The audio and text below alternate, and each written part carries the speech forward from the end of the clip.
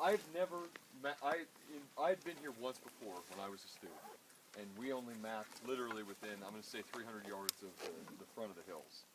So I had never been down in those gullies before.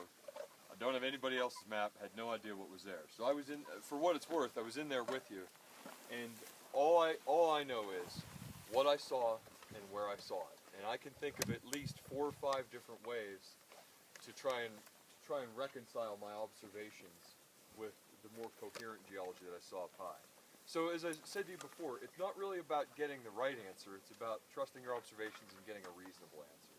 So just understand that yesterday I kind of crossed that one gully, and it was it was nice coherent stratigraphy. I crossed the gully. Next thing you know, I don't know which way's up, which way's down, or what formation I'm standing in. And I walk up section trying to find it. I walked uphill trying to find where I was, and got even more confused. So for what it's worth, it happens. But you just keep on pushing until you get enough data to form a reasonable model.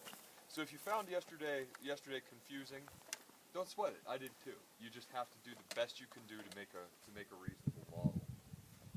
My suspicion is you're going to find today to be much more straightforward. Not that it's going to be easy, but it'll just be more straightforward. So the kind of general plan for the day is this. I've modified it slightly from when I drew my initial diagram. You guys know where we are when we park the cars.